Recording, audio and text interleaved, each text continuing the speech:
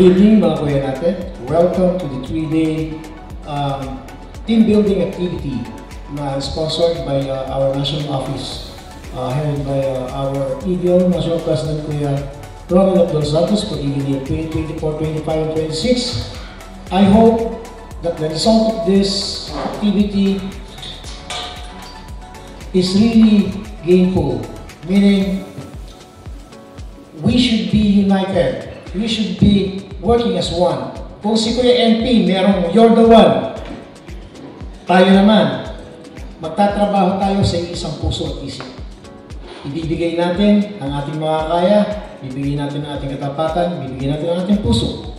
I really hope that this 3 days event will come out, maging successful tayo, maging isang team tayo, at maging united tayo. On behalf of our Eagle National President, Kuya Ronald Abdul Santos, and Kuya Alan O. Corpus, a warm welcome to each and every one of you. Mabuhay na kaya! Mabuhay na kaya! Thank you mga kuya.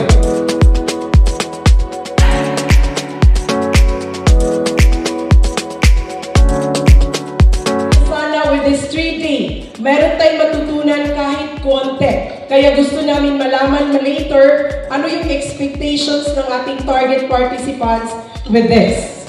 We have activities, pagsasamahan, nandito lalabas ang personality ng isa't isa. 9 AM sharp, we will start our team building activities. Kasi po, meron tayong Let's Paint Together, circuit activity, marami po tayong activity, and we're very happy that the venue is very cool, very nice. So makagalaw-galaw po tayo. So, yan po yung activity bukas. Day 3. Ito yung day 3 as usual, 5:30 AM, Zumba. Morning exercises, breakfast, self-preparation and assembly at the home. Then financial literacy. Then baka siguro yung first aid. The first aid po dito kasi wala sila this day. So the first question is, what are our most important personal learning objectives in undergoing this team building? So personally, I want to learn and to gain knowledge. What are the most important personal learning objectives in undergoing this team building? Of course, we want to learn more from the facilitator themselves, and we want that the facilitator will have a better and healthier interpersonal relationship with the others. Sana request ko sa training tomorrow, maghiwa-hiwalay, hindi yung grupo-grupo. Maraming salamat at napili ninyo na dito ganatin yung team building activities natin. Nakakatuwa dahil kahit malayo itong Nueva especially itong Sierra Madre Mountain, nakarating kayo. For your 3 days dito, sana mag-enjoy kayo. Sa lahat po ng mga activities na gagawin natin, gagawin ninyo dito, kung ano man yung maisusuporta po bilang kasama nyo sa national, ito lang, lagi lang na-inform nyo ko, even yung mga staff namin dito ay, ito naman, laging nakalaan sila na sumuporta to sa activities natin. Itong 3 days na ito talagang hindi kami masyadong nagtanggap na ibang mga guests para at least ibang ma-enjoy natin yung buong paligid, buong facilities. Sana mag-enjoy kayo lahat and welcome to the Nest Resort and Campground. Thank you.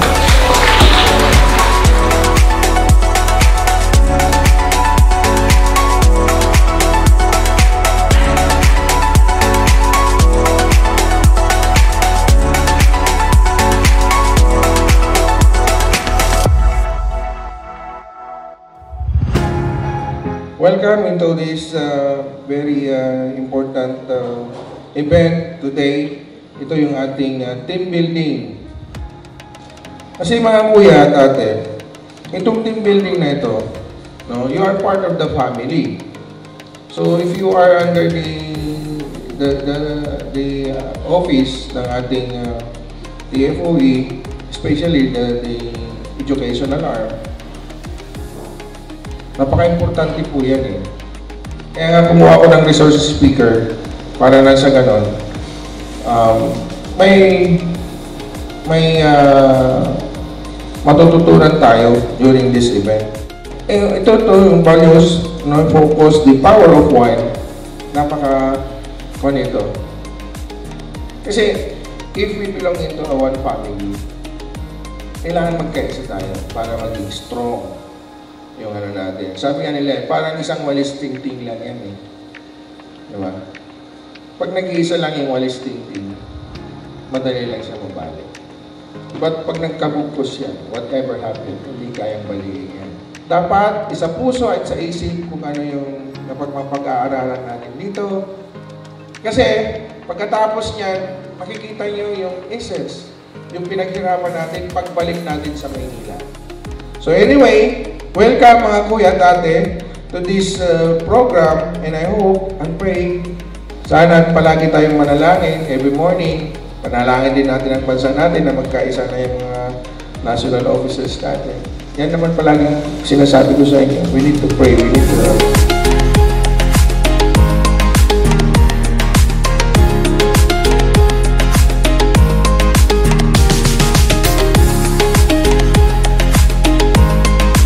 So we have to be good stewards of time, our talents, our skills, lahat po yan. Importante. And maging selfless tayo at forgiving. Yan ang characteristic ng winning team. Patawarin natin ang bawat isa. Let go of the past. Do not allow your past hurts to dictate your future. Do not allow offenses to dictate your future. Kahit sa organization, may is-isan nila. Pero do not allow those hurts to dictate your future sa loob ng organization. So, respond accurately. Sabi ni NP po kanina yun.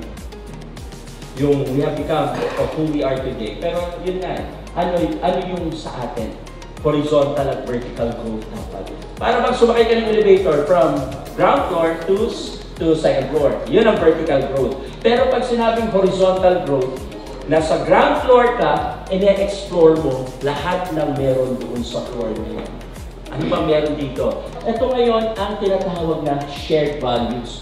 If we are interconnected, then hindi tayo basta-basta mabubulot. Hindi tayo basta-basta matutumba. Ano ang mga core values natin?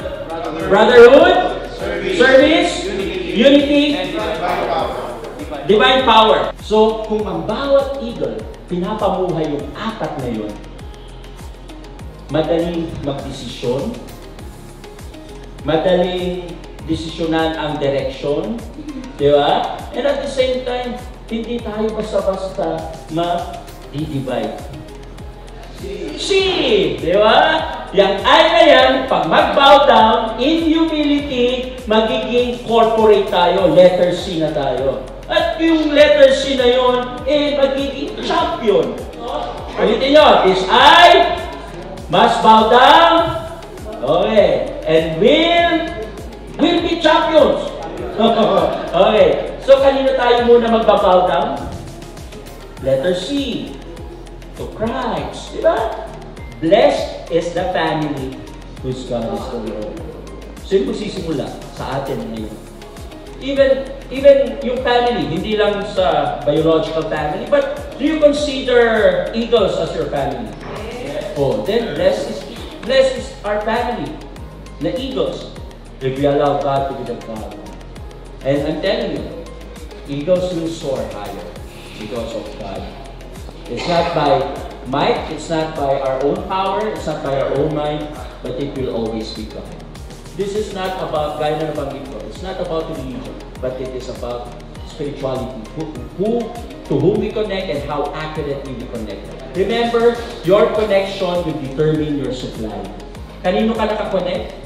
Yun ang magiging supply mo. If we are connected with Him, all of us, shared value na naman yun. Connect tayo, then connected tayo. We'll just be close with each other. We want to build the organization, strengthen the organization, or even personally sa aming mga family and businesses, sa aming mga trabaho. We want to build them accurately, but the foundation will always be you. I'm sure that I will be entering and have entered your wonderful plan. All the good things that you have planned for me, the plans of peace and not of hurt, plans to prosper me, to give me hope and a good future, my family, my children, and everyone who are connected with me. In Jesus' name, amen. So those are the things that we really need to ponder upon, or even think. So if we want to be a strong organization as well, andun yung one natin, yung laying down of our lives. Kaya nga sabi doon, the greatest gift a man to give to his friend is to lay down his life for them. Sabi nyo nga, receive, retain, release. Diba sa yung mga learnings natin, kinukuha natin, we retain it in our lives, at release din natin. So what are the pillars in alliance? First, identification of allies. You must know kung sino ang mga kasama mo. We also have to know, yun nga yung foundation ng alliance natin, those who will go to battle for us. Pag nagtawag si NP, okay, gawin natin to. Kuya NP, hindi ka namin iiwan. Pag sinabing accountability, may pananagutan. We do not blame other people, but we take ownership of our decision. Yun ang accountability eh. So, actually, ito yung mga tinitignan natin sa development ng personal life natin. Or even sa atin mismo, lalo tayo ma-develop. Di ba? So, nakikita natin ang self-worth natin na may effect sa ibang tao. And then, trendsetter tayo. Tayo ang naglalagay ng standard as we also are visionary, overcomer, finisher, and productive.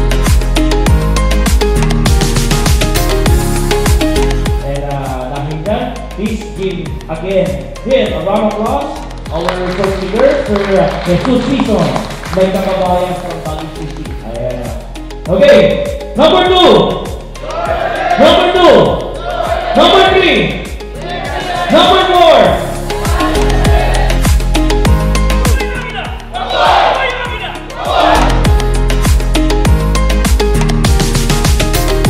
I would like to thank God for the blessings that He has given to us today and forever in our life. Amen. Nagpapasalamat tayo sa ating National Treasurer na siya ang may-ari nitong ating deferred nest at binigyan niya tayo ng pagkakataon para dito ganapin yung ating team building, yung pangarap natin sa ating organisasyon para lalo pang lumaki at maging ehemplo para sa ating bansang Pilipinas. Lahat na nandito, especially the field directors who are present tonight, I hope na after the 2 days na training or seminar, mayroon na tayong napulot at ito yung ating ibabahagi sa lahat ng mga officers and members ng ating fraternity. If we love our country, if we love our people, if we love our members, we need to concentrate kung ano po talaga ang purpose nitong ating ginagawa. Yung pangarap ng lahat ng bagong Pilipinas, tayong mga agila, tayo mag-uumpisa sa tunay na bagong Pilipinas. Itong institution natin is not just like a fraternity. Ito yung organisasyon na masasabi natin na magiging katuwang ng ating gobyerno sa lahat ng ikakabuti ng ating bansang Pilipinas. Always remember my slogan, you are the one. You meaning unity. Tayong mga agila ang siyang ehemplo sa tunay na pagkakaisa para sa bansang Pilipinas. R, tayo rin mga agila ang siyang magiging ehemplo sa tunay na respeto sa bawat Pilipino. And D, each every one of the eagles should have their own discipline among themselves. Tandaan niyo po yan. Kaya panindigan na natin yan mga kuya at ate ko. Kuboy ang agila! Kuboy ang agila!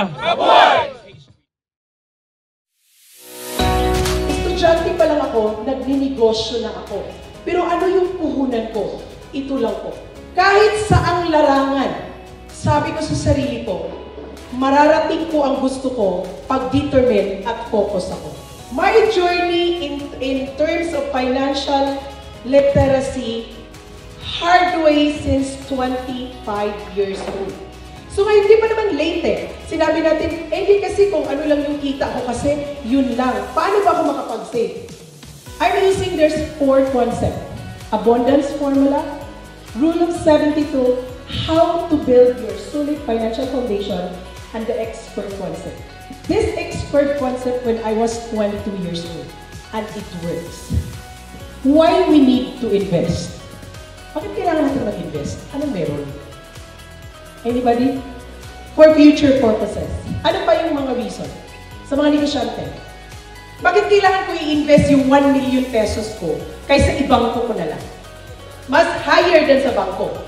Kung mag-deposit ba ako ngayon ng 1 million, after a year, magkano lang ang kita ko? So kung ang 1 million ko i-deposit ko sa BPI, yung pabayaan mo lang siya. Pero remember, every month, kumukuha siya ng may service charge. Imagine mo yung bangko. Tinago mo yung pera mo ng 1 million, every month may bill ka. Diba? Pero, i-total mo yung 0.02, i-less mo lahat. Kumikita ka o hindi? Sino ang kumikita? Tingnan mo yung mga bangko sa Makati. Gaano kalaki ang mga building nila? And think about it. Alam mo naman tayo pag meron, hindi tayo nakukontento. Kaya minsan, nai-scam tayo. Tama? Kasi, too good to be true. Pare, dito ka sa akin. Kasi meron tayong gagawin ganito. Invest ka ng 5 million. Agila ako, pare eh.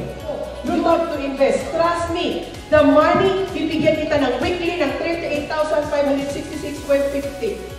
Tayo naman, kasi nga nangangailangan at gusto natin mag-grow. Dati, sige, yung 10,000 natin, puno pa itong ating basket, tama? Kasi ako ngayon, mag-isa ako, pero mag-grocery ako ng 20,000. Hindi pa puno ang aking basket. Hindi ko alam kung ano mga pinutuha ko eh. So, hindi naman kasi kayo nag-grocery. Si Mrs. naman kasi.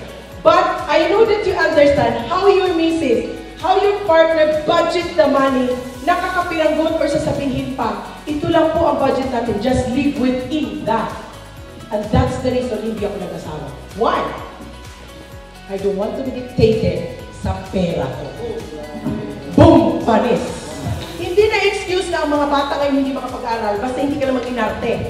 Bakit? May free education na tayo. And remember, the students who graduated in the state university are better than the others too. Pasted in DER, pagpasok ko, palaging sinasabi, sino ba itong babae ito na ang tigas ng dila? You gonna change my dila. I'm Bisaya. Accept me as who I am. But I'm an assistant secretary. If you have no respect to me, then I have it. Pero that's not Manila. I learned that the hard way. Kung laude ka man nag-graduate, kung hindi ka marunong sa buhay, pagkita natin, huwag na huwag kang magyabang sa akin na hindi ko alam ang pinagsasabi.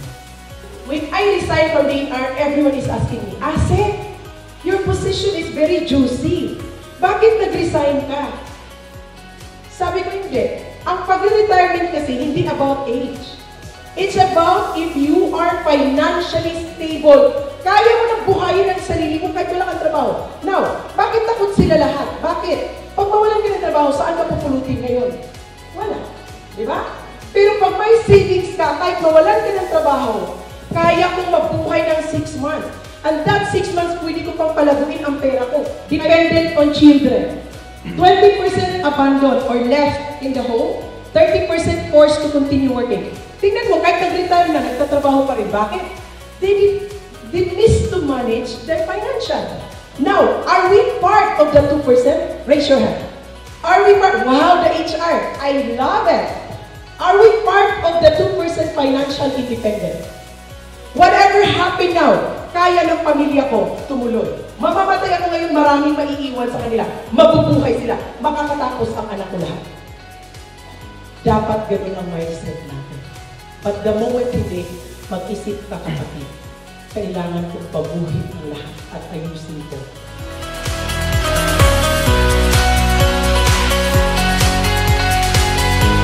Bukod sa ating magkakasama tayo sa trabaho, tayo din ay magkakapatid sa kapatiran. Kung merong mga konting bagay na dapat pag-usapan, no? Mga konting mga responsibility, no? Na hindi natin dapat palakihin. Kausapin kagad natin ang concern. Huwag natin palakihin pa. Anyway, I believe sa mga natutunan nyo yesterday, lalo na yung transformation na leadership na in-introduce yesterday, I believe you did learn, no? So, congratulations po sa inyo lahat. Mabuhay tayo! Mabuhay Magila! Thank you, Sec Jen. And may we hear from Kuya? First of all, maraming salamat kay Kuya MP for allowing us to be here. And dun sa mga participants natin, especially dun sa mga field director. Kasi this group at saka yung ating mga responder, emergency responder, sila yung napaka-importante nating kasama. Ang PD kasi, sila yung nagbibigay ng importansya doon sa mga members natin. Para yung sagot ni Kuya Ganga kasi, bago natin nagpilihan yan, hindi natin itawa. Pero isang bagay lang yung pinaka-importante na nakita ko, gusto ko i-impart din sa labas, which is yung pagmamahal mo sa kasama mo o sa ibang tao, other than yourself. Yun lang po. Maraming salamat. Ang magandang nangyari, yung nagkalapit-lapit lalo yung mga kalawagan natin. Kahit maraming mga problema yung ating organisasyon, tayong lahat na nandito, malinaw yung ating pananaw. Nagkakaisa tayo kung saan tayo papunta. Maraming salamat din. Hindi ko natatanong kung nag-enjoy kayo habang dito, lalo si Kuya Glenn. Sana makabalik kayo some other time dito sa lugar namin at welcome kayo. Maraming salamat at mabuhay ang Agila! Hi, thank you po sa lahat ng nag-participate sa ating 3-day team building activities po. Natuwa po ako na mayroon pong natututunan ang ating mga participants, and we have to live with our core values, which is the RDS, the respect, the discipline, and the service po. And sa lahat po natin na natutunan, dapat po isa puso natin at we have to act on it. So, tandaan din natin that action without planning is futile and planning without action is futile. Maraming salamat.